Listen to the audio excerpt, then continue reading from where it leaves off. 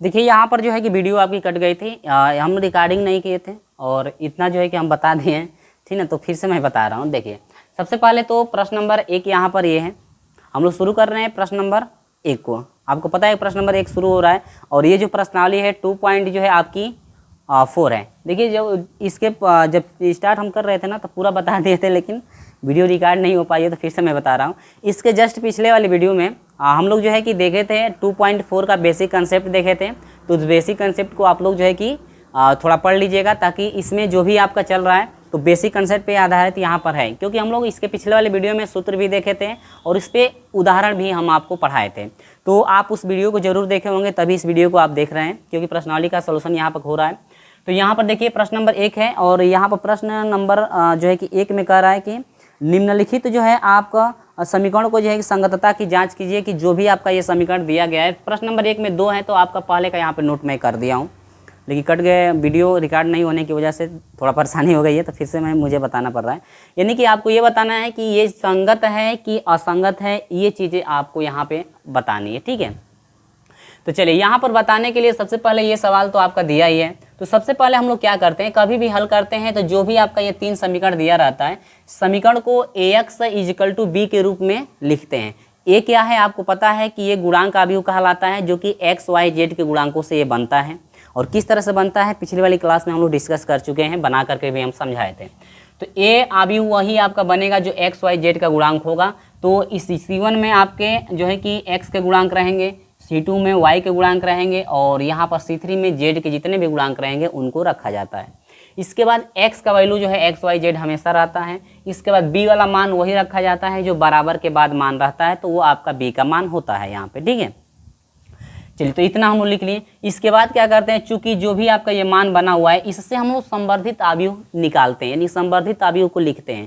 तो संवर्धित अवयव को लिखने का सूत्र ये होता है कि ए संबंधी बी के फॉर्म में लिखा जाता है, यानी कि अवयव में ए वाला भी अवयव रहेगा और बी वाला अवयव को भी यदि एक साथ लिखते हैं तो वो संवर्धित अवयव में आपका आता है, ठीक है। तो पहले भाई मैं फिर देख लूँ भाई कटा तो नहीं है। देखो भाई कट जाता है क्योंकि मुझे अकेले ही रिकॉर्ड करना पड़ता है ना, तो अकेले रिकॉर्ड करते हैं तो पर कब कट जाता है पता ही नहीं चलता है, ठीक है ना। चलिए तो हम लोग इस तरह से लिख लिए। अब ये जो संवर्धित अवयव इस तरह से लिखा गया है, तो इस संवर्धित अवयव का हम लोग निकालेंगे क्या, कोटि निकालेंगे। तो कोटि कैसे निकाली जाती है हम आपको पढ़ाए थे, कोई प्रश्नावली थी आपकी सोपानक रूप की जो प्रश्नावली थी उसमें हम आपको पढ़ाए थे। और सोपानक रूप की प्रश्नावली में एक नज़र में आपको बता देता हूँ कि सोपानक रूप की जो प्रश्नावली है, सोपानक रूप की प्रश्नावली, हाँ सोपानक रूप की जो प्रश्नावली है 2.2 में हम सोपानक रूप आपको पढ़ाए थे। तो कभी भी इसका कोटि निकालेंगे तो इस कोटि में क्या किया जाता है कि विकर्ण के अवयवों को जो है कि उच्च त्रिभुजीय अवयव में बदला जाता है, यानी कि जो भी अवयव रहेगा उच्च त्रिभुजीय अवयव में बदलेंगे। तो उच्च जो है त्रिभुजीय अवयव में बदलने का तरीका ये होता है कि जो विकर्ण होता है, विकर्ण के नीचे वाले अवयव को हम लोग को शून्य करना पड़ता है, तो उच्च त्रिभुजीय अवयव में हम लोग बनाने का वो तरीका होता है। तो यहाँ पर भी कोटि कभी भी निकालेंगे तो उच्च त्रिभुजीय अवयव में आपको हर हाल में बदलना ही पड़ेगा। तो देखिए हम यहाँ पर बदले हैं, तो उस त्रिभुजीय अवयव के लिए 3 को 0 करना है, 2 को 0 करना है और 4 को, ठीक है। इसको तो 0 करने की आवश्यकता नहीं है, यदि घटाने जोड़ने के बाद 0 हो रहा है तो कोई बात नहीं है। तो अब देखिए 3 को 0 करने के लिए यदि R1 की बात करें तो यहाँ पर यदि 3 हो तो 3 में से 3 घटेगा तो आसानी से ये 0 हो जाएगा, ठीक है। तो यहाँ पर R2 को हम लोग बदलेंगे, क्योंकि R2 वाला 0 करना है तो R1 में से घटाना पड़ेगा। घटाने के लिए यहाँ पर 3 चाहिए, यानी कि R1 में 3 से तब गुणा करना पड़ेगा, यानी R2 का मान हम लोग निकाल रहे हैं। तो R2 माइनस करेंगे 3R1, यानी कि R1 में 3 से हम लोग मल्टीप्लाई करेंगे यहाँ पे, ठीक है। देखिए इसके बाद R3 वाले को भी एक ही साथ ले, देखिए R2 और R3 को एक साथ लेकर चलेंगे तो आपका एक स्टेप कट जाता है, आसानी से हो जाता है। फिर R3 वाले को इसको 0 करना है, पहले को पहले 0 कर ले, इसके बाद दूसरे में इसको हम लोग 0 कर लेंगे। तो इसको जब 0 करना है तो यहाँ पर यदि 2 रहे तो फिर 2 में से 2 घटाएंगे तो आसानी से ये 0 हो जाएगा। तो R3 को 0 करने के लिए R3 में से घटाएंगे R1 में 2 से गुणा करके, क्योंकि जब तक यहाँ पर 2 नहीं रहेगा तब तक ये तो 0 होगा नहीं। तो यहाँ पर R3 - 2 R1 यहाँ पर किया गया। तो ये प्रक्रिया की गई है। तो यहाँ पर देखिए इतना है, समझा देते हैं क्योंकि जब तक समझाएंगे नहीं तब तक आपको शायद सॉल्व करना ना पाए। देखिए तो 3 से गुणा हो रहा है ना, तो R1 वालों को ऐसे ही हम लोग नोट करेंगे क्योंकि इसको बदलना नहीं है, केवल R2 और R3 चेंज होगा। R2 को बदला जा रहा है, देखिए तो R1 में 3 से गुणा, 3 एकम 3, 3 में से 3 घटा यहाँ पे 0 बन जाएगा, 0 लिख दिए। 3 एकम 3 तो 1 में से 3 घटेगा आपका कितना हो जाएगा, -2 हो जाएगा। 3 एकम 3 तो 2 में से 3 घटेगा, 3 और 2 5 हो जाएगा माइनस, ठीक है। यहाँ पर हो जाएगा 3 दूनी के 6 -6 और ये हो जाएगा -2। तो देखिए -6 और 3 से गुणा हो रहा है ना, 3 से गुणा हो रहा है, 3 3 के 9, तो यानी कि ये देखिए -2 और माइनस यानी घटाना है, 3 3 के 9 -9 को तो माइनस प्लस हो जाएगा 7, 9 में से 2 घटेगा 7 हो जाएगा, तो यहाँ पर लिख दिया गया है 7। ठीक है, और फिर R3 को बदलना है तो R1 में क से गुणा करना पड़ेगा, 2 से गुणा करेंगे और इसके बाद जो है कि हम लोग R3 को केवल बदलेंगे। अब ये नहीं कि R1 में जब 2 से गुणा कर रहे हैं तो R1 वाला को भी बदल दे, सिंबल यहाँ पर डिनोट कर रहा है, यहाँ पर जो आप इस लिखे हैं ना ये केवल वही बदलेगा, बाकी सब आपका जो मान है वही रह जाएगा। चलिए R3 को लेंगे तो 2 एकम 2, 2 में से 2 घटेगा ये 0 हो जाएगा, 2 एकम 2 4 में से 2 घटेगा 2 हो जाएगा, 2 एकम 2 7 में से 2 घटेगा आपका हो जाएगा 5, तो 2 3 6 और 7 में से 6 का देखिए 7 में से घटाना है -6 को, तो 7 माइनस माइनस हो जाएगा +6, 7 6 कितना हो जाएगा 13, तो यहाँ पर हो गया 13। समझ में आ रही है बात? चलिए ठीक है, इतना तो आपको समझ में आ ही गया होगा। अब देखिए हमको क्या करना है, तो विकर्ण की हम लोग बात कर ले। देखिए आप लोग एग्जाम, हम बार बार कहते हैं कि एग्जाम जैसे मैं ये जो है आपको जो है कि ऐसे खींच कर दिखाता हूँ ना, समझाता हूँ, तो आप लोग ऐसे अपने बुक में मत करिएगा, ठीक है। ये तो मैं समझाने के लिए कर देता हूँ। ज़्यादा बच्चे क्या करते हैं, जैसे हम लोग करते हैं वैसे ही बच्चे लिख देते हैं, तो ऐसे नहीं, आप छोटे बच्चे हैं नहीं। देखिए अब केवल 2 को 0 करना है, तो 2 को 0 करने के लिए यदि हम लोग R2 में इस R3 को यानी R3 में R2 वाले को जोड़ देते हैं, आसानी से जोड़ने के बाद ये 2 में से 2 घटेगा तो 0 बन जाएगा। तो सिंबल लिखा गया है कि R3 को बदला जा रहा है और R3 प्लस क्या किया जा रहा है R2। तो यहाँ पर हम लोग जब जोड़े हैं तो ये आपका टोटल मान आ गए। देखिए 2 में -2 जोड़ेंगे तो 0 हो जाएगा, 5 में -5 जोड़ेंगे तो 0 हो गया, कोई बात नहीं। और यहाँ पर देखिए 13 में 7 जोड़े हैं तो आपका 13 7 कितना होता है 20, तो यहाँ पर हम लोग इतना लिख दिए, ठीक है।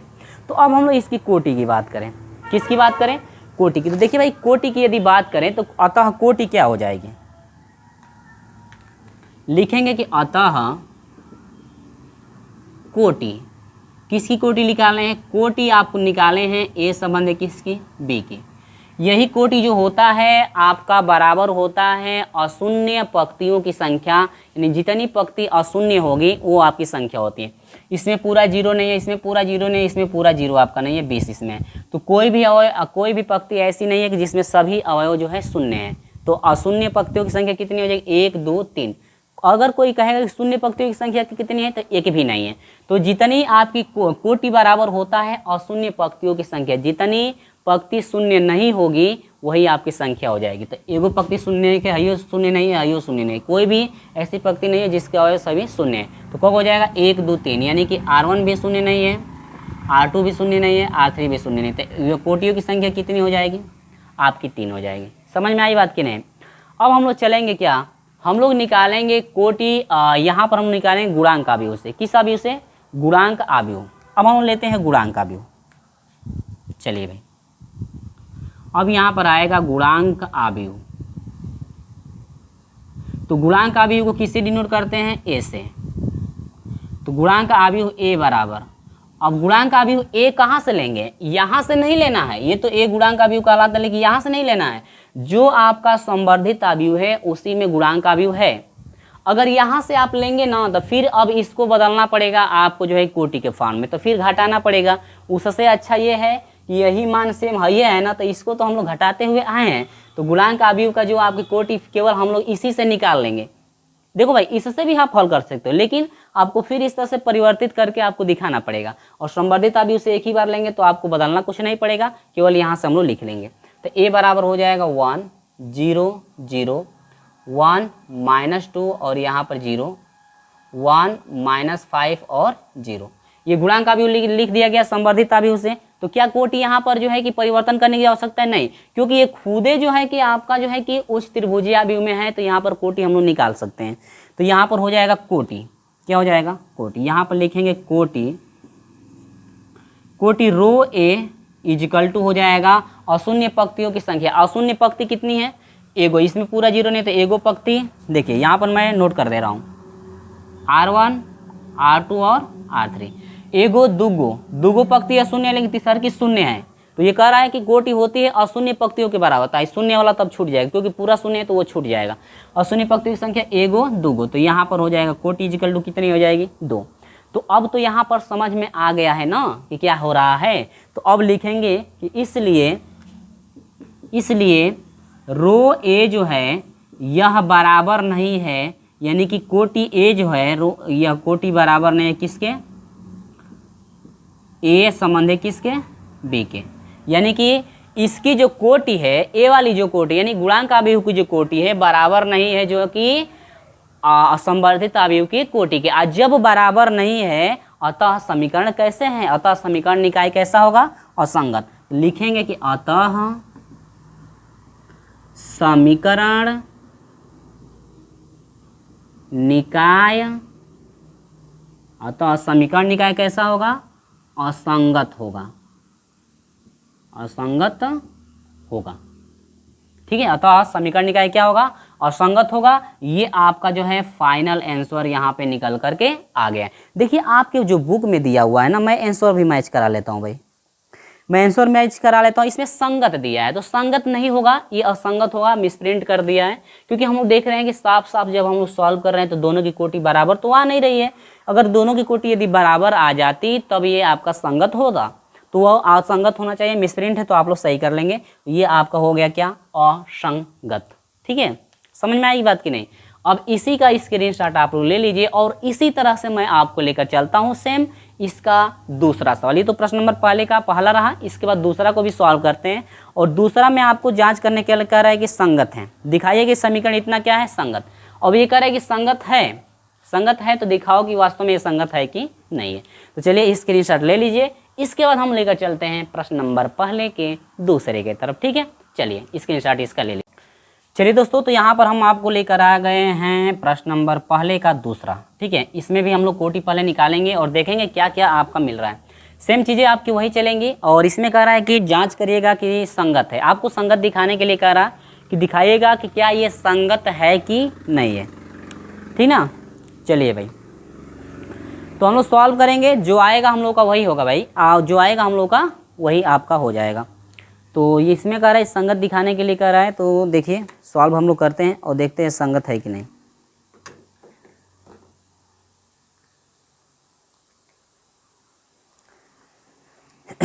चलिए देखिए, स्टेप बाय स्टेप हम दिखाएंगे ताकि आपको कहीं भी कठिनाइयों का सामना देखने के लिए ना मिले यहाँ पे। ठीक ना, चलिए, तो सवाल तो यहाँ पर हम खुद नोट कर ही दिए हैं, बस इसको हमको सॉल्व करके दिखाना। देखिए इसको जो है कि समीकरण को एक्स बी के रूप में जो है कि आपको लिखना पड़ेगा। तो हम लोग फटाक से लिख लेते हैं। तो ए को लिखेंगे, तो ए वाले को हम लोग लिखते हैं। ठीक ना, ए वाले को पहले हम लोग लिखेंगे। तो ए वाले को हम लोग बनाते हैं यहाँ पे, ये 2 हो जाएगा और ये आपका हो जाएगा 3 और ये आपका हो जाएगा 1। इसके बाद है -3, इसके बाद है 1 और इसके बाद है 4। जेड के लिए आइए 5, इसके बाद है -1, इसके बाद है -6। इसके बाद एक्स का रखा जाएगा तो एक्स वाई और क्या हो जाएगा जेड बराबर। बी के लिए रखा जाए तो 1 हो जाएगा, 2 हो जाएगा और यहाँ पर हो जाएगा 1। ठीक ना, तो अब इसको संवर्धित अवयव के रूप में हम लोग लिखेंगे। तो चलिए हम लोग फटाक से लिखते हैं संवर्धित अवयव के रूप में। तो यहाँ पर संवर्धित अवयव के रूप में मैं नोट कर देता हूँ। तो 2 -3, देखिए 2 3 चलिए ठीक है, कहीं देख लीजिएगा मुझसे गलत ना हो भाई लिखने में। -3 और 1 और क्या हो जाएगा 4, इसके बाद 5 -1 और -6। संबंध है आपका हो जाएगा बी वाला, तो 1 लिखेंगे, इसके बाद 2 लिखेंगे, उसके बाद 1 लिखेंगे। ठीक ना, तो इतना तो हम लोग लिख लिए। अब इसी को हम लोग क्या करेंगे, बदलेंगे जो है कि इस अवयव को, जो आपका ये संवर्धित अवयव है, इसको बदलेंगे उच्च त्रिभुजीय अवयव में, जिस तरह से अभी बदलें। तो चलिए हम लोग यहाँ पर बदलते हैं 2 3। तो यहीं से आप बदल, नहीं तो एक स्टेप यहीं से कर दीजिए। अब यहीं से हम लोग कर देते हैं। ठीक है, एक स्टेप बढ़ाने से अच्छा ये है कि यहीं से कर दीजिए। तो चलिए हम लोग कर लेते हैं यहाँ फटाक से। देखिए, तो यहाँ पर क्या करेंगे, इसको 0 करना है तो ये आपका R1 है, R2 है और ये क्या है R3।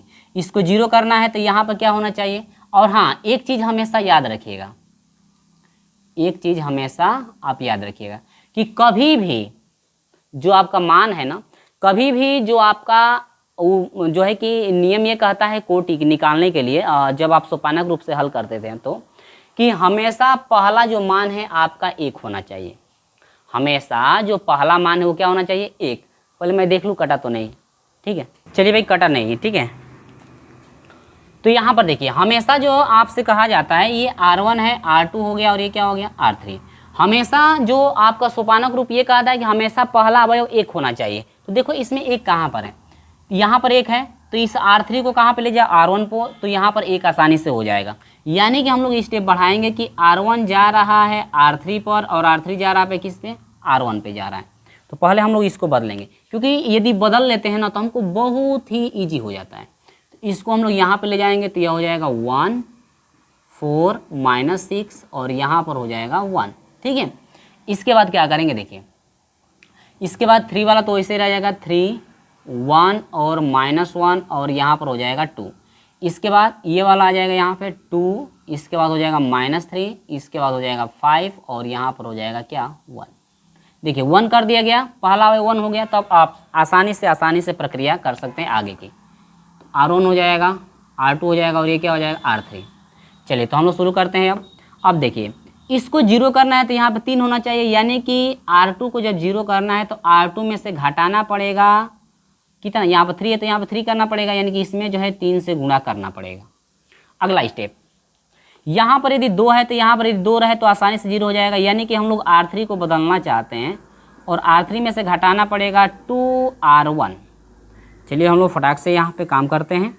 देखिए तो यहाँ पर पहले तो हम लोग का R1 तो भैया ऐसे ही रह जाएगा, R1 वाला तो ऐसे रह जाएगा 1 4 -6 और यहाँ पर हो जाएगा 1। देखिए 3 से गुणा, 3 एकम 3 घटेगा तो 0 हो जाएगा, 3 चौके 12 तो 1 में से 12 घटेगा आपका हो जाएगा -11। 1 में से 12 घटेगा कितना हो जाएगा माइनस आपका हो जाएगा 11। फिर यहाँ पर 1 है तो 3 से 3 छक 18, यानी कि -1 में से घटा रहे हैं -18 को, तो ये हो जाएगा -1 प्लस हो जाएगा 18, यानी कि घटेगा तो ये हो जाएगा 17। कहीं देख लीजिए गलत ना हो मुझसे, 3 एकम 3 तो 2 में से 3 घटाएंगे तो आपका हो जाएगा -1, ठीक ना। अब इसमें आइए R3 का निकालेंगे, तो R3 का निकालेंगे तो क्या होगा ध्यान दीजिए, R3 के लिए 2 से गुणा करना है और R3 में से घटाना है, R1 में 2 से गुणा करना है। तो 2 एकम 2 और 2 में से 2 घटेगा आपका कितना हो जाएगा 0। यहाँ पर हो जाएगा 2 दूनी के 4, सॉरी 2 चौके 8 हो जाएगा और 3 में से घटाना है 8 को, तो 8 3 कितना हो जाएगा 11 -11 हो जाएगा। फिर यहाँ पर 2 छके 12, यानी कि 5 में से घटाना है -12 को, तो यह हो जाएगा 5 प्लस आपका 12 हो जाएगा 5 2 7, यानी कि हो जाएगा आपका 17 संबंध। 2 एकम 2 और 1 में से 2 घटाएंगे तो आपका हो जाएगा -1। अब यहाँ पर ध्यान दीजिए अगले स्टेप में क्या करना है हम लोग को, अब इसको यहाँ पर इसको ना 0 करना है, केवल विकर्ण यही है, विकर्ण तो है ये है, लेकिन अभी जो है आपका ये वाला अवयव 0 नहीं हुआ है, तो इसको 0 करने के लिए R3 में क्या करेंगे कि R3 में से घटा देंगे हम लोग किसको R2 को, इसमें से हम लोग इसको घटा देंगे तो आसानी से ये 0 हो जाएगा, ठीक है। देखो इसको 0 करने के लिए ये 0 हो रहा है तो कोई बात नहीं है, कोई 0 हो उससे मतलब नहीं, लेकिन जो नियम है वो नियम आपको फॉलो करना है। चलिए तो यहाँ पर हम लोग का हो जाएगा क्या, ध्यान दीजिएगा, यहाँ से हम लोग का आगे हो रहा है। देखिए ये तो आपका देखिए केवल R3 को बदलना है, तो बाकी सबको हम लोग वैसे ही रख देंगे। 1 4 -6 संबंध है आपका 1, इसके बाद हो जाएगा 0 -11, इसके बाद हो जाएगा 17 और ये आपका हो जाएगा -1, इसके बाद 0 हो जाएगा। देखिए -11 में से इसको घटाएंगे तो माइनस प्लस हो जाएगा, यानी कि 0 हो जाएगा। ये भी घटाएंगे तो क्या हो जाएगा 0 हो जाएगा, और ये भी घटाएंगे तो आपका ये भी क्या हो जाएगा भैया 0, ठीक ना। यानी कि यहाँ पर हम लोग को दिख रहा है कि R1 का मान, R2 का मान और किसका मान R3 का मान। R3 वाला सभी 0 है, तो हमको अशून्य पंक्तियों की संख्या कोटि कहलाती है। तो 1 2 गो अशून्य पंक्ति है और तीसरी शून्य है, तो जो कोटि होती है वो अशून्य पंक्तियों की संख्या के बराबर होती है। तो कोटि आपकी कितनी हो जाएगी इसके लिए 1 2 आपकी क्या हो जाएगी कोटि। और गुणांक आव्यूह की यदि बात करें तो गुणांक आव्यूह में यदि हम लोग नोट करेंगे तो गुणांक आव्यूह में क्या हो जाएगा, कभी भी गुणांक आव्यूह लिखते हैं ए तो आपका यही ना गुणांक आव्यूह कहलाता है। तो अब इसको लिख करके कोटि आपको नहीं निकालना है इसका, क्योंकि गुणांक आव्यूह का भी कोटि हमको चाहिए। यहाँ पर खुदे गुणांक आव्यूह को भी हम लोग सॉल्व करते हुए आ गए, क्योंकि गुणांक आव्यूह यही है ना, इसका भी कोटि हम लोग निकालते हुए आ जा रहे हैं। तो गुणांक आव्यूह लिखेंगे जब यहाँ पे कोटि निकालने के लिए तो हम लोग डायरेक्ट यही से ले लेंगे, ताकि हम लोग को आगे जो है कि और सॉल्व करना ना पड़े। तो यहाँ पर हो जाएगा 4 -11 0, यहाँ पर हो जाएगा -6 और ये हो जाएगा 17 0। और इसको तो लिखने की कोई आवश्यकता नहीं क्योंकि गुणांक आव्यूह चाहिए। तो 1 2 देखिए इसमें क्या है R1 R2 और R3। देखिए R3 0 है तो 1 2 कोटि कितनी हो जाएगी, तब इसकी गुणांक आव्यूह की कोटि कितनी हो जाएगी 2। तो अब देखिए जो है कि संवर्धित आव्यूह की कोटि और गुणांक आव्यूह की कोटि दोनों कोटि आपस में क्या है बराबर है। तो यहाँ पर लिखेंगे कि यहाँ पर गुणांक आव्यूह की कोटि इजिकल टू संवर्धित आव्यूह की कोटि बराबर है, अतः समीकरण निकाय क्या होगा आपका संगत होगा। इन्हें दिखाना था इति सिद्धम, यही आपको क्या करना था सिद्ध करना था, इस तरह से आप लिख सकते हो। तो ये जो है आपका फाइनल आंसर हो गया, दिखाना था कि ये संगत है, तो ये आपका हो जाएगा इति सिद्धम। इति सिद्धम ये आपको क्या करना था सिद्ध करना था। फाइनल आंसर आ चुका है ये वाला। पहला में थोड़ा चेक कर लीजिएगा कि शायद हम लोग घटाने में कहीं गलती ना किए हो, क्योंकि वो आपको जो है जांच करने का आता है। आंसर आपका संगत दिया तो आंसर भी मिसप्रिंट हो सकता है, कोई बात नहीं। यहाँ पे इसका स्क्रीनशॉट ले लीजिए। हम लोग चलते हैं प्रश्न नंबर 2 की तरफ। तो प्रश्न नंबर 2 भी इसी तरह से सॉल्व करना है, तो इसका पहले स्क्रीनशॉट लीजिए, आगे हम लोग बढ़ते हैं। चलिए तो हम लोग बात करते हैं दूसरे प्रश्न की तरफ। ठीक है, दूसरा प्रश्न कह रहा है कि दिखाइए कि समीकरण का निकाय असंगत होगा। पिछली वाली क्लास में अभी संगत हम लोग जांच किए, असंगत भी आया कुछ। अब इसमें कह रहा है कि असंगत दिखाना है इसको कि असंगत होगा। तो हम लोग ax = b के रूप में समीकरण को हम यहाँ पे लिख दिए हैं। अब यहाँ पर संवर्धित आव्यूह में लिखना बाकी है, तो यहाँ पर हम लोग संवर्धित आव्यूह में लिख लेते हैं यहाँ पर फटाक से।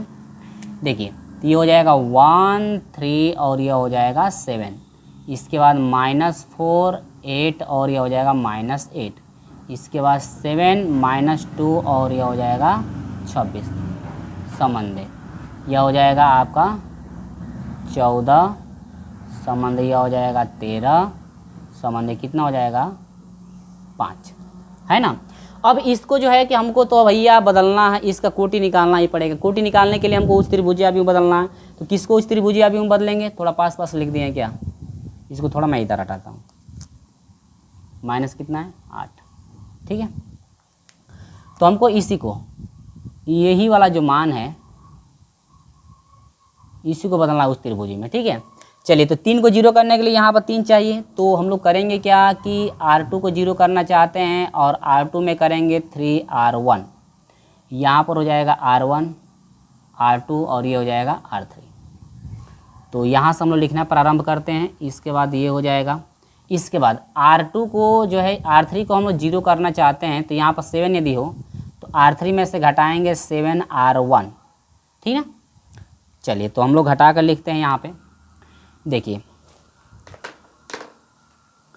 तो देखिए यहाँ पर पहले तो आपका R1 वैसे ही रह जाएगा -4 और ये हो जाएगा 7।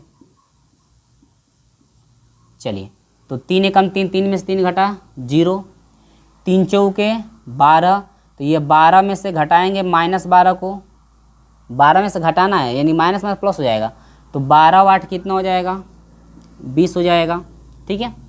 फिर 7 दूनी के 14 में से घटाना है आपका 2 को, 14 2 कितना हो जाएगा 16, यानी कि माइनस आपका 16 हो जाएगा। समझ लें ये साथ में नहीं आ रहा है क्या, ठीक है। इसके बाद 14 दूनी के 28 सॉरी 3 से गुणा करना है ना, 3 चौके 12, तो 12 8 जो है कि आपका 20 हो गया, ये तो ठीक है। 3 7 21, 3 7 21 और -2 में से 21 को घटाना है, तो 21 2 कितना हो जाएगा 23, ये हो जाएगा माइनस कितना हो रहा है 23, और यह हो जाएगा 3 से 14 में गुणा करें, 14 तिया 42, 42 यानी कि 13 में से घटाना है 42 को, तो यह हो जाएगा 12 में से 9 3 घटेगा 9, यहाँ पर बचा 3, 3 में से घटेगा 2 यानी कि 29 हो जाएगा। तो यहाँ पर ये हो जाएगा 29, ठीक है। और फिर इसमें आइए 7 R1 में 7 से कर 7 एकम 7, 7 में 7 घटा 0, 7 चौका 28, तो -8 है, घटाना है ये 7 चौका 28 हो रहा है, 7 चौका 28 -28 को, तो ये हो जाएगा -8 + 28 बराबर कितना हो जाएगा 20।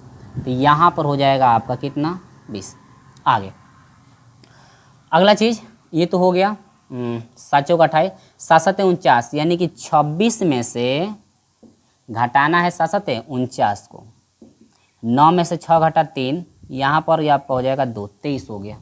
कितना हो गया 23, और वो भी 49 बड़ा है तो यह हो जाएगा -23। इसके बाद फिर इसमें तो 7 से 14 में गुणा करेंगे तो यह हो जाएगा 7 चौक 28 को 8 हासिल 2 हुआ, 7 एकम 7 2 9, यानी कि 98। तो 5 में से घटाएंगे 98 को, यानी 5 - 98, यह हो जाएगा आपका 93। कितना हो जाएगा भाई 93। सही लिखे है ना, देख लीजिए घटाना देख लीजिए, 5 में से 8 घटेगा 3 हो जाएगा, 93 हो गया, और 98 बड़ा है तो क्या लगेगा माइनस, यहाँ पर हो जाएगा -98, सॉरी -93।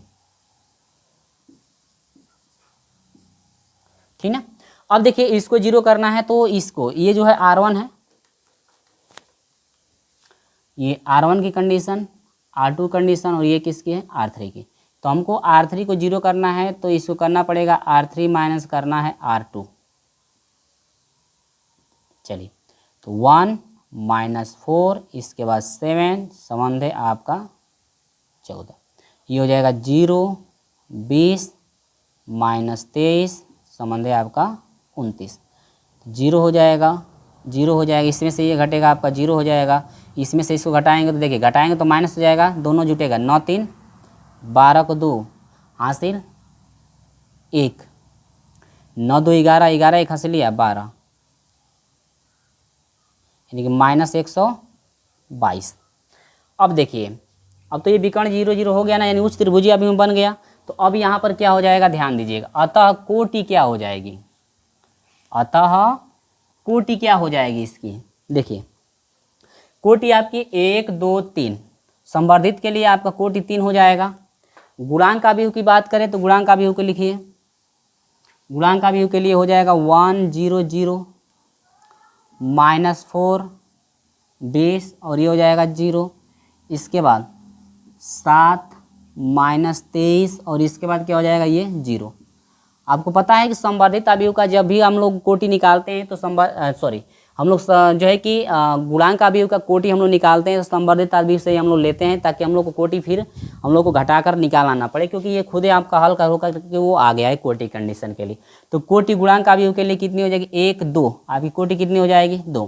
तो यहाँ पर लिखेंगे PA जो है आपका यानी कि रो A = नॉट संवर्धित आव्यूह के कोटि की, अतः समीकरण निकाय क्या होगा असंगत, क्या होगा असंगत।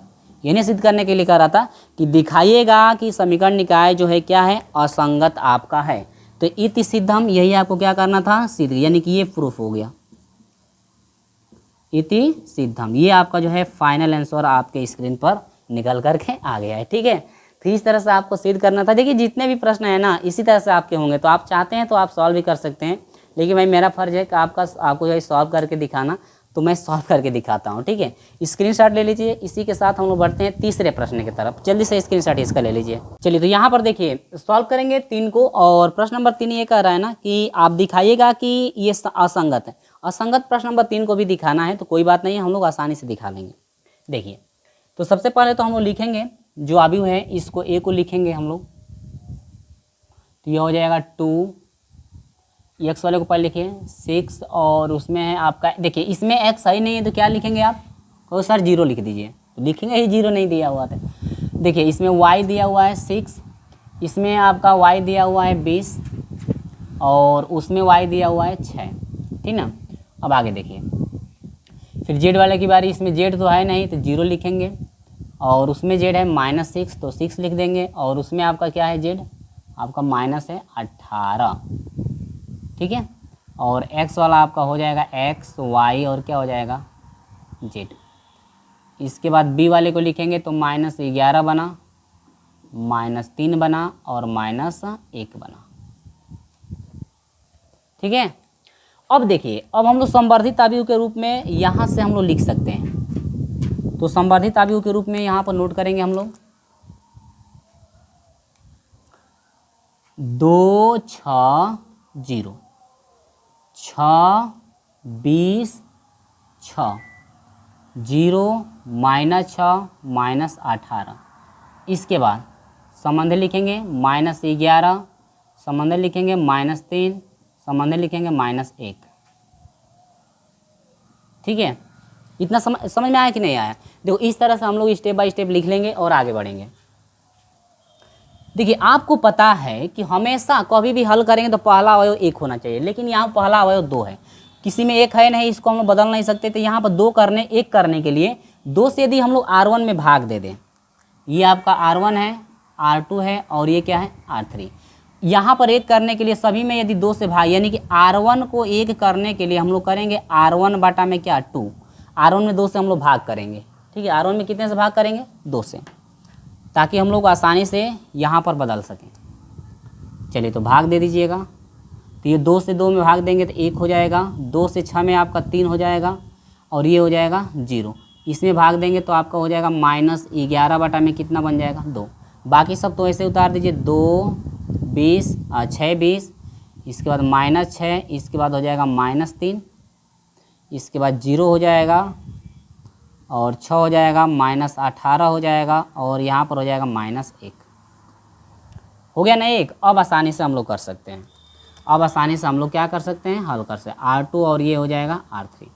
देखिए अब इसको 0 करना है तो यहाँ पर 6 चाहिए, तो R1 R2 को 0 करना है, ठीक है, लेकिन R2 माइनस करना है क्या? 6R1, तो आसानी से 0 हो जाएगा। ये तो 0 खुदे है। अब देखिए जब ये 0 हो जाएगा तो चलिए करिए, और इसको एक इसके साथ इसलिए नहीं ले सकते हैं कि यदि इसको इसके साथ लेंगे तो ये घटाएंगे तो आपका ये 0 है तो फिर और एक मान बढ़ जाएगा। तो अभी एक स्टेप इसको एक ही साथ नहीं कर सकते हैं, R3 को भी एक ही साथ नहीं कर सकते हैं, अगले स्टेप में अब कर सकते हैं, क्योंकि वो ये भी मान आपका कुछ ना कुछ मिलने लगेगा। इसीलिए जो है कि हम लोग एक साथ इसको नहीं कर सकते हैं, क्योंकि खुदे 0 है तो फिर आपका अंक में आ जाएगा। तो 1 3 0 और ये -11/2, यहाँ पर ये 6 है तो ये आप देखिए 6 से गुणा करना है, 6 कम 6, 6 में 6 घटा 0। अब यहाँ पर 6 3 18, 20 में से 18 घटा आपका कितना हो जाएगा? 2। 6 शून्य छूना घटाएंगे तो आपका हो जाएगा -6। अब इसमें देखिए 2 से इसमें गुणा हो रहा है, कितने से? 6 से गुणा हो रहा है ना। तो देखिए जब 6 से गुणा करेंगे तो 6 हो जाएगा, यानी कि -11 गुणे हो जाएगा 6 से गुणा बटा में 2 है, 2 3 6, 11 3 कितना हो जाएगा? -33। -33 हो रहा है ना, तो -3 में से घटाना है -33 को, तो -3 हो जाएगा +33 बटा में बराबर कितना हो जाएगा? 30। तो यहाँ पर हो जाएगा आपका कितना? 30। सही है ना? देखते रहिए, मिलाते रहिएगा आप लोग भी, कहीं मुझसे गलत ना हो। 0 6 18 हो जाएगा और ये आपका हो जाए 18 हो गया और ये हो जाएगा आपका -1। समझ में आई बात? अब देखिए अब भैया हमको इसको 0 करना है, क्योंकि ये 0 हो जाए तो आसानी से हम लोग उस त्रिभुजीय में बदल सकते हैं। तो इसको 0 करने के लिए क्या करेंगे? ध्यान दीजिएगा, अगर यहाँ पे 6 रहे तो आसानी से ये आपका R1 है, R2 है और ये क्या है? R3। यहाँ पर 6 रहे, 6 में 6 घटेगा 0, तो यहाँ पर 6 बनाने के लिए R2 में 3 से गुणा करना पड़ेगा, 3 दूनी के 6। तो यहाँ पर R3 को तो हम लोग बदलना चाह रहे हैं, लेकिन R3 में से करेंगे क्या? 3R2 करना पड़ेगा, क्योंकि R2 में 3 से गुणा करेंगे और R3 को घटाएंगे तो आसानी से 0 हो जाएगा। अब इसके अलावा बाकी सब 0 और कोई हो रहा है तो उससे हमें मतलब नहीं है, हो रहा है तो होने दीजिए, ठीक है। चलिए तो यहाँ से आपका हो जाएगा 1 है, 3 हो जाएगा, ये हो जाएगा 0 हो जाएगा और ये हो जाएगा -11 बटा में 2, ये हो जाएगा 0, 2 हो जाएगा, -6 है और ये हो जाएगा 30। चलिए अब शुरू करिए। 2 से गुणा 3 से गुणा 3 शून्य शून्य, ये हो जाएगा 0, 3 दूनी के 6, 6 में 6 घटेगा, ये हो जाएगा 0, 3 छक्का 18, 18 में से 18 घटेगा, -18 घटेगा तो ये हो जाएगा आपका 0। यहाँ पर संबंधे लगाएंगे और ये हो जाएगा 3 से गुणा 3 3 के 9, यानी कि -1 में से -90 घटेगा तो ये हो जाएगा माइनस कितना? 91। ठीक है। अब हम लोग बात करें R1 R2 R3 की, क्योंकि हम लोग को शून्य तो देखना है, R1 R2 और क्या है? R3। देखिए कोटि की बात करें संवर्धित के लिए, तो कोटि देखिए ये तो आपका उच्च त्रिभुजीय आव्यूह में आसानी से देखिए उच्च त्रिभुजीय आव्यूह बन गया, क्योंकि नीचे के तीनों 0 आपके बन गए। तो अब कोटि की बात करें तो अशून्य पंक्तियों की जो संख्या होती है वो कोटि के बराबर होती है। तो अशून्य पंक्तियों की संख्या 1 2 3, यानी कि अतः कोटि ए संबंध भी यानी कि संवर्धित की कोटि आपकी हो जाएगी कितनी यहाँ पे मिल रही है, तो कहेंगे कि सर आपका 3 मिल रहा है, 3 हो गया कोटि। इसके बाद हम लोग बात करें गुणांक अवयव की कोटि हमको निकालना है, तो संवर्धित अवयव से ही हम लोग जो है गुणांक अवयव बना लेंगे, क्योंकि कोटि हमको निकालनी है, तो कोटि हम लोग खुद निकाल चुके हैं। 1 3 0 0 2 -6, इसके बाद 0 0 और क्या है 0, ठीक है। इसके बाद कोटि कितनी हो जाएगी संवर्धित अवयव के लिए, देखिए एगो तो ये पूरा 0 है तो ये कोटि में आएगा नहीं, ये 0 नहीं है, ये 0 नहीं है, यानी कोटियों की संख्या कितनी हो जाएगी आपकी, इसकी कोटियों की संख्या इसमें हो जाएगी 2, ठीक है। चूँकि इसलिए जो है कि रो ए यानी कि गुणांक अवयव की कोटि जो है ये बराबर हो रही है किसके, यहाँ पर है बराबर आपके संवर्धित अवयव के कोटियों के बराबर है, अतः समीकरण निकाय क्या होगा, सॉरी ये 2 है ये 3 है, नाट बराबर न तब है, नाट बराबर है, अतः समीकरण निकाय कैसा होगा, असंगत। अतः समीकरण निकाय कैसा होगा आपका, लिखेंगे असंगत। असंगत ये नहीं दिखाना था कि असंगत होगा, तो यह हो जाएगा इति सिद्धम। इति सिद्धम यही आपको सिद्ध करना था, तो यहाँ पर जो है कि हम लोग का फाइनल आंसर निकल करके आ चुका है, ठीक है। स्क्रीनशॉट इसका ले लीजिए, हम आपको लेकर चलते हैं प्रश्न नंबर 4 की तरफ, जल्दी से इसका स्क्रीनशॉट ले लीजिए। चलिए तो हम लोग जो है कि चौथा प्रश्न की तरफ आ चुके हैं, और चौथा प्रश्न में आपको क्या करना है, कह रहे कि निम्नलिखित समीकरणों की संगतता की जांच करिए, यदि संभव हो यानी कि संगत यदि हो तो उस कंडीशन में कह रहा है कि हल ज्ञात कीजिए, यानी संभव हो तो हल ज्ञात करिए, यानी संगत जब होगा तो संगत की कंडीशन में आपको हमेशा हल निकालना ही पड़ेगा, यदि हल ज्ञात करने के लिए कह रहा है तो। यदि हल ज्ञात करने के लिए नहीं कहता, केवल संगत की जांच करने के लिए कहता, संगत और संगत की जांच करने के लिए कहता, तो हम लोग खाली जिस तरह से अभी जांच किए हैं वहाँ तक आते। लेकिन इसमें हल भी पूछ रहा है कि यदि है तो हल ज्ञात कीजिए, ठीक है, तो हल भी आपको निकालना पड़ेगा, इसलिए मैं यहाँ से इसको हटाया हूँ, क्योंकि हमको स्पेस सब चाहिए, यानी जगह चाहिए हम लोग को सॉल्व करने के लिए। तो चलिए हम लोग स्टेप बाय स्टेप हम लोग सॉल्व भी करते हैं, और हम लोग नोट भी करते चलेंगे, आप लोग भी यहाँ पर देखते चलिएगा। देखिए तो यहाँ पर जो है दिया है जो मान, इसको मैं रखा हूँ, यहाँ पर जो चीज़ें हम लोग को लिखनी है ये भी मैं लिख दिया हूँ, और यहाँ पर संवर्धित अवयव के रूप में भी यहाँ पर लिख दिया हूँ, इधर ना लिख करके हम यहाँ पर लिखे हैं। लेकिन यहाँ पर संवर्धित अवयव को हमको बदलना है किसमें, उच्च त्रिभुजीय अवयव में, क्योंकि इसका कोटि हमको निकालना है, तो संवर्धित अवयव का कोटि निकालने के लिए हमको इसको उच्च त्रिभुजीय अवयव में बदलना पड़ेगा। लेकिन बदलने से पहले यहाँ पर जो पहला अवयव है ना, पहला अवयव आपका 1 चाहिए। पहला अवयव कितना चाहिए, 1 आपका चाहिए हमेशा, 2 है तो यहाँ पर 1 होना चाहिए, तो ये R1 है, R2 है और R3। अब देखेंगे कि R1 R2 और R3 में किस में 1 है, जिसमें 1 होगा उसी को वहाँ पे हम लोग बदल करके ले जाएंगे। तो देख रहे हैं कि R2 में यहाँ पे 1 है, तो 1 को यहाँ पर लाने के लिए यहाँ पर R1 को हम लोग ले जाएंगे R2 के स्थान पर, और R2 को ले जाएंगे किसके स्थान पर, R1 के स्थान पर। तो चलिए यहाँ पर हम लोग बदलना प्रारंभ करते हैं, क्योंकि हमको पहले वहाँ पे 1 बना लेंगे हम, तो आसानी से हम लोग जाँच कर हल कर सकते हैं। तो 1 हो जाएगा 5 और 7, ठीक, यहाँ पर 2 आ जाएगा,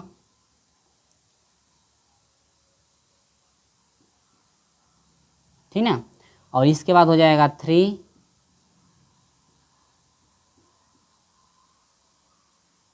समझ में आई बात। अब हम लोग लिख लिए ना आसानी से, तो ये आपका R1 हो जाएगा, R2 हो जाएगा, और ये क्या हो जाएगा R3।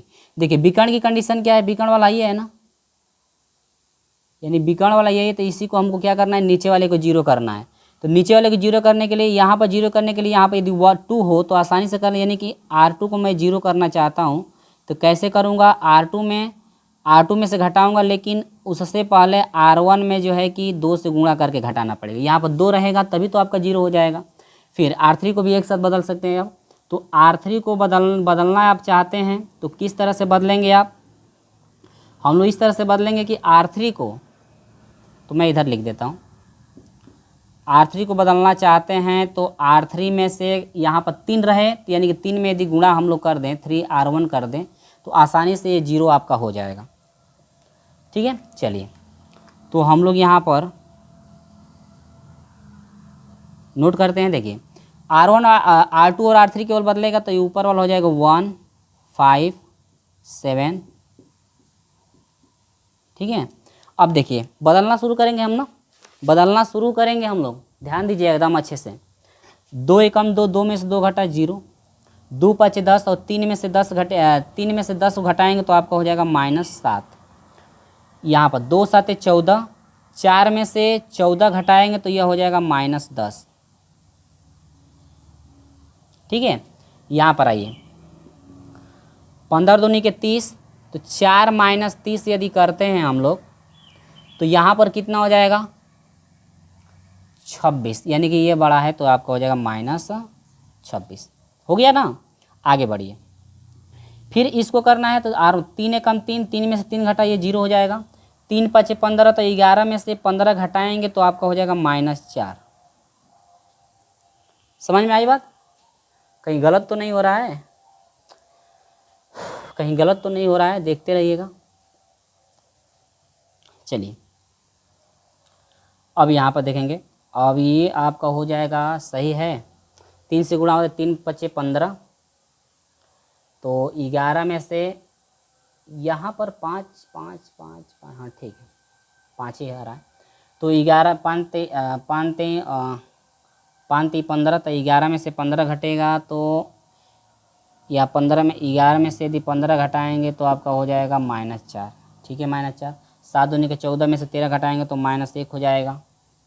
अब इसमें आइए तो यहाँ पर हो जाएगा सॉरी 5 3 15 हो रहा था, तो 5 3 15, तो 11 में से 15 घटा -4 हुआ तो 3 7 21, तो 13 में से घटाना है 21 को ना, तो गलती हो रहा है।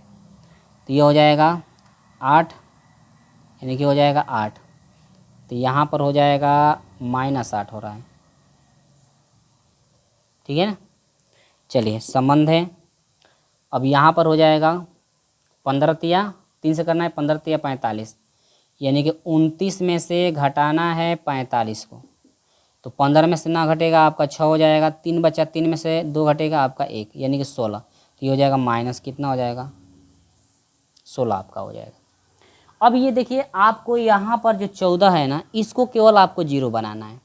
तो 0 बनाने के लिए हम लोग क्या करेंगे, 0 बनाने के लिए हम लोग क्या करेंगे, यहाँ पर ध्यान दीजिएगा। अगर यहाँ पर और यहाँ पर समान मान रहे और दोनों को घटा दे तो आसानी से ये हो जाएगा। तो इसके लिए हम लोग क्या करेंगे कि हम लोग इसके लिए यहाँ पर 7 है, यहाँ पर 4 है, तो इसको हमको भैया यहाँ पर 0 हर हाल में बनाना है। तो इसको लेकर बना नहीं सकते हैं क्योंकि यहाँ पर 1 है तो ये आपका मान बदल जाएगा। तो हम लोग यहाँ पर दिमाग ये लगाएंगे, आप लोग विलोपन विधि हल किए होंगे ना, तो गुणांकों को बराबर करने के लिए क्या करते हैं, आपस में इनका मल्टीप्लाई कर दीजिए। देखिए इससे इसमें गुणा कर दो, इससे इसमें, इसके बाद घटाओ। देखो हम लोग जो है R3 को 0 तो करना चाहते हैं, ठीक है, लेकिन 0 करने से पहले हम लोग करेंगे क्या कि R3 में 3 में यानी कि R3 में 7 से गुणा करेंगे और इसके बाद घटाएंगे, क्योंकि दोनों समान चिन्ह तो घटाना पड़ेगा, घटाएंगे 4R2। ठीक ना। अब देखिए दिमाग लगाइएगा, 7 चौक 28 और 7 चौक 28 तब बराबर होगा, घटेगा तो आसानी से 0 हो जाएगा ना। ये भी दिमाग आप लोग लगा सकते हैं इस तरह से। तो जब तक यहाँ पे दिमाग लगाएंगे नहीं तब तक ये आपका होने वाला नहीं है, ठीक ना। चलिए, क्योंकि हमको तो आसानी से यहाँ पर कोट हर हाल में इसको जो है कि उच्च त्रिभुजीय अभी में बनाना ही है, और जब तक बनाएंगे नहीं तब तक ये तो होगा नहीं। चलिए तो यहाँ पर हम नोट करते हैं 1 5 7, ठीक है, ये हो जाएगा 0। बदलेगा कौन, केवल R3 बदलना है, R3 केवल बदलेगा। ये भी ध्यान, ये नहीं कि गुणा जब इसमें करें तो इसको बदल दीजिएगा, नहीं, ठीक है। ये आपका हो जाएगा -7, ये आपका हो जाएगा -10 और ये आपका हो जाएगा -26। ये आपको अब देखिए, अब 0 देखिए R2 में कौन से गुणा करना है, 4 से, 4 से नहीं सुनना, इसमें भी आपका 7 से करना है, तो 0 में 0 हो जाएगा आपका 0।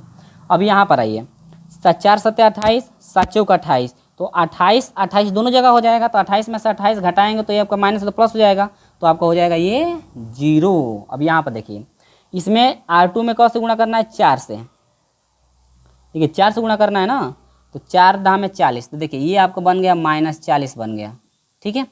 और ये हो जाएगा 7 से, तो 7 8 है 56 और ये हो जाएगा 56। आज दोनों क्या करना है, घटाना है, और ये भी है -56, घटाना है चिन्ह लग गया, तो ये -56, घटाना है तो चिन्ह माइनस लगाएंगे, और ये आपका -40, तो यहाँ पर -56 प्लस आपका हो जाएगा 40, घटा देंगे तो माइनस कितना हो जाएगा, 56 में से ये घटेगा तो 6 हो जाएगा और ये हो जाएगा 16। सही लिखे हैं ना। चलिए, तो ये हो जाएगा आपका माइनस, यहाँ पर हो जाएगा क्या 16। अब इसमें आएंगे तो ये तो तामझाम गुणा करने की कंडीशन है। देखिए इसमें गुणा करना है कितने से, 7 से, तो 7 छक 42 को 2 हासिल 4, 7 एकम 7 4 11, 7 छक 42 को 2 हासिल 4, 7 एकम 7 4 11, यानी कि माइनस हो जाएगा। बीच में माइनस लगाएंगे, घटाएंगे, फिर इसमें करेंगे 4 से, तो 4 छक 24 को 4 हासिल 2, 4 दूनी का 8 2 10। अब ये माइनस है तो माइनस लगा ही लेंगे, तो यानी कि माइनस 12 112, माइनस माइनस प्लस हो जाएगा 104, घटा दीजिए, तो 12 में से 4 घटेगा 8 हो जाएगा। ठीक है, यानी कि ये कितना हो गया 8, और 104 बड़ा 112 बड़ा है, तो ये हो जाएगा माइनस आपका 4। सही है ना, देख लीजिएगा कहीं गलत ना हो, आप लोग भी थोड़ा मिलाते रहिएगा। तो माइनस हो गया 8। इतना हम लोग कर लिए, इतना हम लोग कर लिए, ठीक ना। जब यहाँ पर हम लोग इस त्रिभुज उच्च त्रिभुजीय अभिमुख जब बना दिए, तो इस कंडीशन में हम लोग क्या करेंगे, कोटि देखेंगे। क्या देखेंगे, कोटि। तो यहाँ पर हो जाएगा कोटि, क्या हो जाएगा, कोटि रो आपका निकल रहा है संवर्धित के लिए, ए संबंध बी इजिकल टू कोटि कितनी है 1 2 3, अशून्य पंक्तियों की संख्या कितनी है 3। अब हम लोग किसके आएंगे, गुणांक के लिए। किसके लिए, गुणांक आव्यूह, गुणांक नहीं गुणांक आव्यूह के लिए। तो गुणांक आव्यूह आपको पता है ना किससे लिया जाता है, गुणांक आव्यूह जो है हमेशा जो है संवर्धित आव्यूह से ही लिया जाता है। गुणांक आव्यूह हमेशा किससे लिया जाता है, संवर्धित आव्यूह से ही लिया जाता है। चलिए, तो यही ना है गुणांक आव्यूह, तो यहाँ पर हो जाएगा 1 5 7 0 माइनस 7, यहाँ पर माइनस 10 0 0 आपका माइनस 16। ठीक है ना। अब देखिए इसमें पंक्तियों की संख्या कितनी है गुणांक आव्यूह के लिए, यानी कि यहाँ पर हो जाएगा कोटि, कोटि आप लिखेंगे गुणांक आव्यूह, कोटि लिखेंगे गुणांक आव्यूह, यानी कि ए के लिए। तो आपका कोटियों की संख्या 1 2 3, अशून्य संख्या की संख्या कितनी है 3। तो इसलिए आपका जो कोटि है, कोटि रो ए जो है आपका यही बराबर है कोटि किसके, संवर्धित आव्यूह के। यानी कि ये जो है कोटि आप लिखेंगे संवर्धित आव्यूह, यानी ए संबंध है किसके लिए, बी के लिए। आज दोनों का मान कितना आ रहा है, सॉरी दोनों का मान आ रहा है 3। अतः समीकरण कैसा होगा आपका, संगत होगा। अतः समीकरण निकाय कैसा होगा, संगत होगा। यहाँ पर लिखेंगे कि अतः समीकरण निकाय संगत होगा, संगत होगा। तथा हल भी तो होगा इसका, तथा इसका अद्वितीय हल भी होगा, तथा इसका अद्वितीय हल होगा, अद्वितीय हल होगा। अब ये कह रहा है कि अगर निकाय संगत है तो उस समय हल यदि संभव है तो आप निकालिए। तो हल तो भैया संभव है, ये है तो हम लोग निकालेंगे ही हल। तो चलिए अब हम लोग हल निकालने के लिए हम लोग क्या करेंगे कि जो आपका ये मान संवर्धित का बना हुआ है, इसको सबसे पहले हम लोग फॉर्म में लिखेंगे ax गुण x, ax equal to B के फॉर्म में। ax इजिकल टू किसके फॉर्म में, बी के फॉर्म में लिखेंगे। यहाँ पर पूरा विधिवत लिखना पड़ेगा भाई, पूरा हम लोग को विधिवत यहाँ पे लिखना ही पड़ेगा। चलिए तो लिखेंगे क्या, लिखेंगे कि चूंकि संवर्धित आव्यूह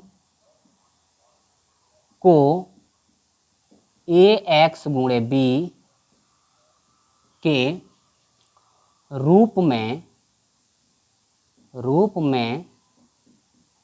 लिखने पर, ठीक है, कि रूप में क्या करेंगे, लिखेंगे। अब हम लोग संवर्धित आव्यूह के जो है कि रूप में हम लोग क्या करेंगे, लिखेंगे। तो अब जब लिखेंगे तो अब क्या बन जाएगा भाई, चलिए तो संवर्धित आव्यूह के रूप में लिखे a, यानी कि गुणांक आव्यूह क्या बना है, यही है ना। तो ये हो जाएगा 1 0 0 5। ये नहीं कि अभी स्टार्टिंग वाला लिखेगा, नहीं, जो आया है यहाँ पर ये -7 0, इसके बाद 7 -10, इसके बाद ये, इसके बाद x वाले को लिखा जाएगा तो x y भैया बन जाएगा z। इसके बाद b वाला कौन है, आई है ना, यानी कि 15 -26 -8। देखिए जो आपका ये मान आया हुआ है ना, आप लोग थोड़ा आपको अपने हिसाब से सॉल्व करके देख लीजिए भाई, गलत हो सकता है हल करने में, ठीक है, क्योंकि मैं इसको हल करके रखा नहीं हूँ। तो अब इसको समीकरण के फॉर्म में लिखेंगे तो देखिए x y z का मान, ठीक है, तो हम लोग समीकरण बनाएंगे। समीकरण कैसे बनेगा, तो x प्लस वाई का मान यानी 5y प्लस ये z का मान होता है प्लस 7z इजिकल टू कितने के बराबर हो जाएगा, 15 के। एक समीकरण बना, समीकरण नंबर फर्स्ट। अब इससे आएंगे, जीरो है x तो जीरो को छोड़ दीजिए, यह हो जाएगा केवल -7y। इसके बाद माइनस हो जाएगा 10z, इसके बाद हो जाएगा -26। समीकरण नंबर क्या बनेगा आपका 2 हो जाएगा। तीसरी कंडीशन x y z यानी कि यह हो जाएगा -16z इजिकल टू हो जाएगा माइनस कितना 8। ये बनेगा आपका इक्वेशन नंबर कितना, थर्ड। तीनों समीकरण हम बना ले कि नहीं बना ले। अब आसानी से हम लोग जो है कि मान यहाँ से निकाल सकते हैं। चलो भाई देखते हैं निकलता है मान कि नहीं निकलता है, कहीं गलत तो नहीं हो। एक चीज़ यहाँ पर देखिए गलत दिया हुआ है, एक चीज़ यहाँ पे क्या किया है, गलत दिया है। गलत ये दिया है कि मेरे बुक में मिसप्रिंट किया है, ये पहला समीकरण का जो मान है यहाँ पर 4 नहीं है। यदि 4 करेंगे तो आपका आंसर आ ही नहीं रहा है, ठीक है, तो आंसर नहीं आ रहा है, तो यहाँ पर 14 होना चाहिए। तो मिसप्रिंट है मेरे बुक में, 1 छूटा हुआ है, ये 14 होना चाहिए। यदि पेपर एग्जाम में जो है आपका जो मान देगा उस पर आप लोग सॉल्व करेंगे, जो आएगा वो आपका आंसर हो जाएगा। लेकिन यहाँ पे 14 जब करेंगे तो आपका जा करके जो है कि आपके बुक से आंसर मैच करेगा। तो यहाँ पर 14 रख करके आप लोग जैसे मैं सॉल्व किया हूँ वैसे वैसे कर सकते हो, ठीक है। यहाँ पर भी जो है कि हम जीरो करने के लिए यहाँ पर आपस में मल्टीप्लाई करके जीरो कर दिए हूँ, ऐसे ऐसे करते करते हम लोग आएंगे तो इतना हम लोग का आएगा, ठीक ना। बाकी सब देख सकते हैं प्रोसेस वही है, बस ये जो है आपका रेड वर्ड से जो लिखा गया है ना, यहाँ पे इसमें रेड से लिखा गया वो गलती था, ऊपर वाले में छूटा हुआ है। अभी ऊपर वाले में ये सही है क्या, हाँ ऊपर वाले में तो सही होना चाहिए। ऊपर वाले में सही कैसे होगा, ये आपका 16 है ना यहाँ पे, तो ऊपर वाले में तो भैया ये 15 है, 15 15 15 15 15 15 15, यही ना बीच वाला गलती था ना, ऊपर वाला तो सही है, बीच वाला ही गलती था, यहाँ से बदले तो ये आपका सही है। तो यानी कि जो आपका यहाँ पर मान है, यानी कि ये वाला मान गलती था ना, तो यहाँ पर मैं इसको इससे लिख देता हूँ, ठीक है। तो ये जो प्रोसेस है आपका वैसे ही सेम चलेगा, यहाँ पे 14 रख करके आप लोग सॉल्व करेंगे वैसे ही। और एक चीज़ यहाँ पर, यदि आप इसको यहाँ से छोटा करना चाहते हैं तो 4 से भाग दे, 4 एकम 4, 4 दूनी 8, 4 चौके 16। छोटा करना चाहते हैं 4 से भाग दे करके उसके बाद सॉल्व कर सकते हैं, लेकिन मैं इसी पे आपको बता दिया हूँ। तो इस तरह से आपका फाइनल आंसर मान ऐसे आते आते आते तो यहाँ पे आपका आ जाएगा। यहाँ पर आने के बाद हम लोग को बदलाव क्या है, यहाँ पे आपका होना चाहिए -16 हो जाएगा, और यहाँ पर 16z, यहाँ पर 16z आपका हो जाएगा बराबर। देखिए यही केवल आपका ये वाला मान, बी वाला मान गलत था, क्योंकि स्टार्टिंग से ही बी वाला मान ही गलत है, तो वही मान आपका गलत होते होते आ रहा है। और यहाँ पर आपका कितना आ रहा है 48, तो ये आपका तो ये सही था, -48 था, तो ये आपका सही था, ये आपका हम बनाए थे -48। तो यहाँ पर हम लोग का हो गया। देखिए थोड़ी सी गलती के लिए ना पूरा टाइम बर्बाद हो जाता है, ठीक है, लेकिन एग्जाम में जो आपका देगा उसी पे आप लोग सॉल्व करेंगे, ये नहीं कि आंसर मैच नहीं करेगा आपके बुक से तो आप लोगों के बनाए। समीकरण अब किसने से, 3 से, समीकरण 3 से हम लोग पहले जेड का मान निकालें, तो माइनस हो जाएगा यहाँ पे -16 जेड इजिकल टू हो जाएगा -8 48, जेड इजिकल टू हो जाएगा -48 बटा में हो जाएगा आपका -16, माइनस से माइनस कटा 16 तिया 48 यानी कि 3। तो जेड का मान कितना निकल कर आ गया, 3 आपका यहाँ पे जेड का मान निकल करके आ गया। तो एक आंसर मिल गया हम लोग का जेड का मान। दूसरा चीज, यही जेड का मान समीकरण नंबर 2 में रखो। समीकरण 2 में जेड बराबर 3 रखने पर, चलिए रखते हैं समीकरण नंबर 2 में, तो ये हो जाएगा -7y -10 गुणे जेड का मान 3 इजिकल टू आपका हो जाएगा -16।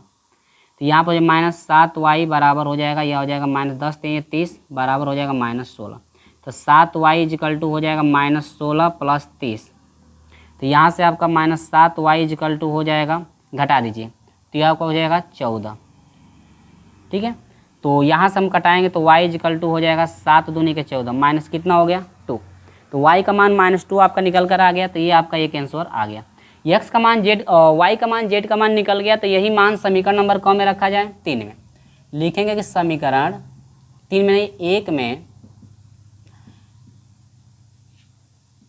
x बराबर कितना, सॉरी किसका मान निकला है, y का z का ना, y बराबर 3, इसके बाद z बराबर नहीं y बराबर -2 और z बराबर 3 रखने पर चलिए रख करके निकालते हैं हम लोग फटाक से। तो इसमें रखेंगे तो यक्स का निकलेगा प्लस 5 गुणे वाई का मान क्या है आपका -2 है, और प्लस 7 गुणे जेड का मान क्या है आपका 3 इजिकल टू हो जाएगा 15। तो ये हो जाएगा x माइनस 5 दूनी को हो जाएगा 10 प्लस 7 तरीके 21 इजिकल टू हो जाएगा 15। तो x प्लस हो जाएगा 11 इजिकल टू हो जाएगा 15। तो x बराबर हो जाएगा 15 माइनस 11। तो x बराबर हो जाएगा कितना 4। तो यहाँ पर x का मान आपका निकल कर के आ गया। ठीक है, इतना हम लोगों का सोल्यूशन हो गया। इसलिए अभीष्ट हल क्या हो जाएगा, इसलिए अभीष्ट हल तो अभीष्ट हल आपका हो जाएगा मेरे प्रिय छात्रों, यहाँ पे हम लोग नोट कर देंगे कि x बराबर 4 हो गया अभीष्ट हल, y बराबर -2 हो गया और z बराबर क्या हो गया 3। तो यहाँ पर जो है ये फाइनल आंसर हम लोग का निकल करके यहाँ पे आ गया। देखिए कुछ चीज़ें थोड़ी सी गलती होगी तो पूरा सवाल जो है आपका गलत हो जाएगा। तो चिन्ह, यदि चिन्ह भी गलती होता है तो भी आपका आंसर मैच नहीं करेगा, यदि अंक आपका मिसप्रिंट है तो भी आंसर आपका मैच नहीं करेगा। देखिए थोड़ी सी गलती के लिए हम लोग पूरा टाइम बर्बाद हुआ, फिर से यहाँ पे जो है कि आपको लिखा गया है। तो आपको जैसे जैसे मैं बताया हूँ बस 14 को चेंज करके हम लोग सॉल्व करते जाएंगे, बाकी सब ये आंसर आपका निकल करके आ गया। तो ये रहा प्रश्न नंबर 4 तक के प्रश्नों का सलूशन। इसी के साथ मैं आपको लेकर चलता हूँ प्रश्न नंबर 5 की तरफ। प्रश्न नंबर 5 का भी सलूशन इसी तरह से करना है, तो स्टेप बाय स्टेप हम लोग उसको भी समझ लेते हैं। तो स्क्रीनशॉट इसका ले लीजिए, चलते हैं प्रश्न नंबर 5 की तरफ। चलिए तो यहाँ पर हम लोग बात करेंगे प्रश्न नंबर 5 का, ठीक है, जो कि इस वीडियो का ये अंतिम क्वेश्चन है। इसके बाद जो भी शेष आपके प्रश्न बचे हुए हैं उनको अगले वीडियो में पूरा हम लोग सलूशन कर लेंगे। अब यहाँ पर देखिएगा, यहाँ पर जो है प्रश्न नंबर 5 का मैं सलूशन कंप्लीट कर दिया हूँ। इसलिए मैं कंप्लीट सलूशन कर दिया हूँ, तो थोड़ा ये अलग तरीके से है। अलग तरीके से इसलिए है क्योंकि जो है कि आपकी कोटि 2 इसमें मिल रही थी और मान भी निकालने के लिए कर रहा है, तो इसका थोड़ा तरीका हम लोग अलग जो है कि अप्लाई करते हैं। तो तरीका आपका जो है सेम जिस तरह से हम लोग करते हैं वही चीज़ें हैं, लेकिन यहाँ पर जो आपका केवल मान निकालने की जो कंडीशन है ना, थोड़ा आपकी बदल जा रही है। क्या हो रही है, बदल जा रही है। तो आखिर में ऐसा क्यों हो रहा है, ध्यान दीजिएगा। चलिए तो पहले यहाँ पर हम लोग समझते हैं। दिया है सवाल कि दिया है कि ये जो आपका समीकरण दिया गया है, तो सबसे पहले हम लोग समीकरण को ax इजिकल टू b के फॉर्म में लिखते हैं, ये आपको पता ही है। इसके बाद जो है कि हम लोग यहाँ पर नोट कर लिए हैं ax प्लस b के ax इजिकल टू b के फॉर्म में नोट कर लिए हैं। इसके बाद संवर्धित अवयव के फॉर्म में भी यहाँ पर तक हम लोग नोट किए हैं। अब यहाँ पर ध्यान दीजिएगा, हम बताए थे आपको कि जो आपका पहला अवयव है ना, अधिकांश तौर से 1 करेंगे तो आप जो है आसानी से इसका मान निकाल सकते हैं, यानी कि शेष अवयव को आप 0 कर सकते हैं जिसको 0 करना चाहते हैं। तो देखिए यदि आपका हो रहा है तो भी यहाँ पर करिएगा, जरूरी नहीं कि आप उतना ही करिएगा। आपका सोपानक रूप जब पूछता है, सोपानक रूप द्वारा यदि कोटि निकालने के लिए कहता है, तो उस कंडीशन में जो है कि आपका 1 की आवश्यकता होती है, तो वहाँ पे घटा करके हम लोग 1 ला सकते हैं। लेकिन यहाँ पर उस त्रिभुजीय अवयव बनाना है तो जरूरी नहीं कि यहाँ पर जो है कि आपका 1 हो तो भी आप सॉल्व करोगे। 1 होगा, 1 आप करना चाहते हैं तो हो जाएगा, लेकिन भाग देंगे तो आपका थोड़ा डिफिकल्ट हो जाएगा, बट्टा में आने लगेगा। तो यहाँ पर देखिए हम लोग कह रहे थे कि 1 यहाँ पर इसलिए आप कर लीजिएगा ताकि हम लोग मान निकालने में आसानी हो जाती है। तो यहाँ पर जरूरी नहीं कि 1 रहेगा तो ही आप करेंगे, 1 नहीं रहेगा तो भी जो है कि आप उस त्रिभुजीय अवयव बना सकते हैं। उस त्रिभुजीय अवयव का जो है कि आप लोग पूरा प्रश्नावली कंप्लीट सॉल्यूशन किए हैं। अब देखिए यहाँ पर क्या किया गया है, देखिए हमको जो है कि R1 और R2 को जो है कि 0 करना था। किसको किसको 0 करना था, हमको 0 करना था, ये आपका R1 हो जाएगा, R2 हो जाएगा और किसको R3। यानी कि आपको जो है R1 R2 वाले अवयव को यानी कि इस 3 को करना था 0 और इसको करना था इसको, यानी कि विकर्ण वाले को, जो विकर्ण है आपका देख सकते हैं यहाँ पर ये विकर्ण है। आपको मैं बार बार एक ही चीज़ बता रहा हूँ कि विकर्ण के नीचे वाले अवयव को यानी कि इसको 3 अवयव को जो है कि हमको 0 करना था। तो 0 किस तरह से करेंगे, इसमें से अगर किसी से भी घटाएंगे तो आपका 0 जल्दी होगा नहीं।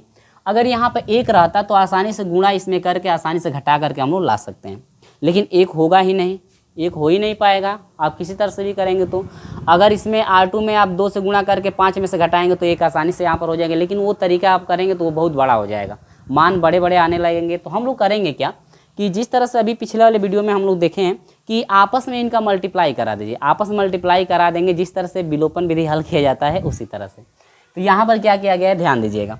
देखिए R2 को हम चेंज करना चाहते हैं तो R1 वाले के यानी कि पहले के गुणांक से इसमें R2 में गुणा कर दीजिए और इसके जो है R2 के पहले के गुणांक से R1 में गुणा कर दीजिए। तो यहाँ पर लिखा गया कि R2 को मैं चेंज कर रहा हूँ, R2 में कितने से 5 से गुणा करना है और इसके बाद R1 में कितने से करना है, 3 से आपको गुणा करेंगे और इसके बाद एक दूसरे को क्या करेंगे, घटा देंगे, ठीक ना।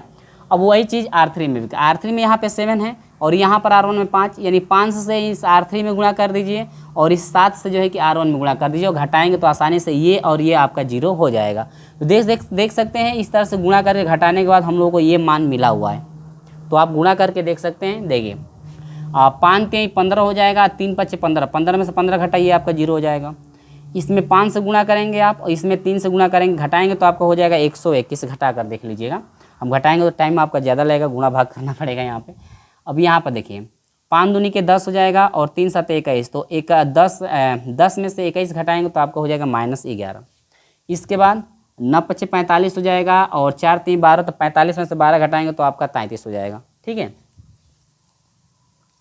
इसके बाद नीचे वाले में वही प्रक्रिया, 5 से गुणा करना है हमें R3 में, तो 5 7 35, इसके बाद 7 से 35 7 5 35, तो 35 में से 35 घटा आपका हो जाएगा 0। फिर इसमें देखिए 5 दूनी के 10 और 7 तरीके 21, तो 10 में से 21 घटेगा आपका हो जाएगा -11। ठीक है, ये तो आपको समझ में आ रहा है। यही आपका थोड़ा बड़ा था तो हम कहेंगे कि इसको घटा लीजिएगा। अब ये देखिए 10 है तो 10 5 50 और इसमें 7 से 7 7 49, तो 50 में से 49 घटाएंगे तो आपका हो जाएगा 1, ये तो आपको पता है। इसके बाद यहाँ पर आएंगे तो 5 5 25 और 7 चौक 28, तो आपका 25 में से 28 घटेगा तो आपका हो जाएगा -3। ठीक है, मैं पहले देख लूँ कटा तो नहीं। तो इस तरह से हम लोग जो है कि पहला स्टेप फॉलो कर लिए। ठीक है ना, तो स्टेप फॉलो करने के बाद ये आपका 0 हो गया। देखिए इस तरह से किए होना तो ये बहुत छोटा आपका हो गया है। ठीक है, ये आपका इतना आया तो हम लोग क्या किए हैं, यहाँ से देखिए ये 121 है तो थोड़ा हमको बड़ा लग रहा है, 121 बहुत ही बड़ा लग रहा है। तो 121 यानी कि R2 को छोटा करने के लिए देखिए 11 से सभी कट जाएगा, तो यहाँ पर R2 को हम लोग छोटा करने के लिए R2 में 11 से भाग दिए हैं। तो अगले स्टेप में ये पूरा R1 वाला वही रहा है, ये R1 है आपका, R2 है और ये क्या है R3। तो ये आपका देखिए R1 आपका वही है, R3 भी आपका वही है, केवल हमको किसको बदलना था R2 को। तो R2 में जो है कि हम 11 से भाग दे दिए हैं, तो 11 से 121 भाग देंगे तो 11 हो जाएगा, ये 11 से 11 कटा 1 हो जाएगा, 33 का घटाएंगे तो आपका 3 हो जाएगा। बाकी सब ऐसे ही है। अब देखिए R3 को इसी को 0 करना है ना, तो इसको 0 करने के लिए इसमें यदि जोड़ दे तो आसानी से 0 हो जाएगा। तो यहाँ पर सिंबल लिखा गया कि R3 को मैं 0 करना चाहता हूँ, लेकिन R3 प्लस क्या करूँगा R2, यानी कि इसको और इसको एक ही में जोड़ेंगे, यानी कि R3 को R2 में यदि जोड़ा जाए तो आसानी से वो 0 हो जाएगा। लेकिन जब जोड़ा गया तो देखने में यहाँ पर हम लोगों को दिख रहा है कि R1 R2 और R3, यानी कि R3 वाला टोटल वैल्यू यहाँ पर क्या हो जा रहा है 0 हो रहा है। तो यहाँ पर कोटि आपकी संवर्धित की हो जाएगी 2 हो जाएगी। अगर अवयव गुणांक की बात करें तो पूरा अवयव गुणांक लिखेंगे और अवयव गुणांक की भी कोटि आपकी कितनी हो जाएगी 2। तो यहाँ पर कोटि दोनों की आपकी कितनी हुई 2। लेकिन यहाँ पर कह रहा है कि मान भी आपको बताना है, हल भी बताना है। अगर यहाँ पे संगत और असंगत की बात होती तो यहाँ पर ये चीज़ हमको लिखने की आवश्यकता यहाँ पे नहीं पड़ती, क्योंकि संगत और संगत की बात नहीं हो रही, यहाँ पर हल की भी बात हो रही है। यदि हो रहा है तो हल ज्ञात करिए। तो यहाँ पर हम लिखेंगे कि इसका समीकरण क्या है, जब बराबर है तो संगत होगा। लेकिन ये चीज़ हमने यहाँ पर लिखा हुआ है कि जो 2 मान है वो 3 से क्या है छोटा। 3 क्या है भाई, अज्ञात चर राशियाँ हैं। 3 क्या है आपकी अज्ञात जो है आपकी चर राशियां हैं 3। ठीक ना, अज्ञात जो है चरों की क्या है संख्या। अज्ञात चरों की संख्या का मतलब यह हुआ कि जो x y z का मान निकालना है वो अज्ञात चर हो जाएंगे, जो कि कितने हैं इसमें 3 हैं। तो 3 है, लेकिन 3 वाला जो मान है z वाला जो मान है ये 0 0 आ रहा है। तो इसका मतलब कि 3 से ये क्या है छोटा जब हो रहा है तो उस कंडीशन में हम लोग ये अप्लाई करेंगे। अगर ये 3 के बराबर ये कोटि भी 3 आती तो ये आपका ताम झाम करने की कोई यहाँ पर आवश्यकता नहीं पड़ती। ठीक है, चलिए तो ये 3 से क्या है अज्ञात राशियों की संख्या 3 है, अतः ये 3 से क्या है छोटा है। अब 3 से जब छोटा हो जाता है ना, जब चर राशि से जो है कि छोटा हो जाता है, कोटि छोटी हो जाती है, तो उसका अनंत हल होता है। कितना हल होता है, अनंत हल होता है। एक बात ये याद रखिएगा, तो अनंत हल होता है। जब 3 कोटि का आएगा तो 3 कोटि के लिए आप लोग पढ़े हैं, अभी पिछले प्रश्न में पढ़े हैं। 3 कोटि के लिए साधारण भाषा में हम लोग सॉल्व कर लेते हैं। अब यहाँ पर क्या है, ये आपका इतना हो गया। तो अतः समीकरण निकाय क्या होगा, संगत होगा, तथा इसका कितना हल होगा, अनंत हल। किस कंडीशन में हो रहा है, R1 यहाँ पर जो है R3 0 हो रहा है, क्योंकि Z का वैल्यू 1 0 हो जा रहा है टोटल। तो यानी कि चर राशियों से ये जो मान है छोटा है, अतः इसके कितने हल होंगे, अनंत हल होंगे। कब अप्लाई करेंगे, जब एक पूरा पंक्ति 0 हो जाएगी तब। अगर संगत और असंगत की बात कहता, केवल हल करने के लिए बात नहीं कहता है कि हल ज्ञात करिए, यदि संगत और केवल संगत जांच करने के लिए कहता है तो ये हमको लिखने की कोई आवश्यकता नहीं पड़ती। चलिए तो यहाँ पर हम लोग आ जाएंगे इस चूँकि ये जो है आपका इसने के रूप में लिखने पर, यानी कि इस अवयव को फिर हम लोग इसके फॉर्म में लिखेंगे और समीकरण हम लोग यहाँ पे बनाए हैं। तो एक्स वाई जेड हो जाएगा, एक्स वाई जेड आपका हो गया यानी कि बराबर 4 हो गया। इसके बाद वाई और जेड का मान जो है 3 के बराबर है। इसमें जेड का वैल्यू टोटल आप देख रहे हैं 0 है, तो इस कंडीशन में थोड़ा अलग प्रक्रिया करते हैं, तो 2 समीकरण बन गया। जब जेड का टोटल वैल्यू जो है कि यहाँ पर 0 प्रदर्शित हो रही है, तो उस कंडीशन में आप मानेंगे कि माना जेड बराबर कितना के, हमेशा जो है कि मानेंगे आप जेड बराबर के। ऐसे आपके कई सवाल आपके मिल सकते हैं।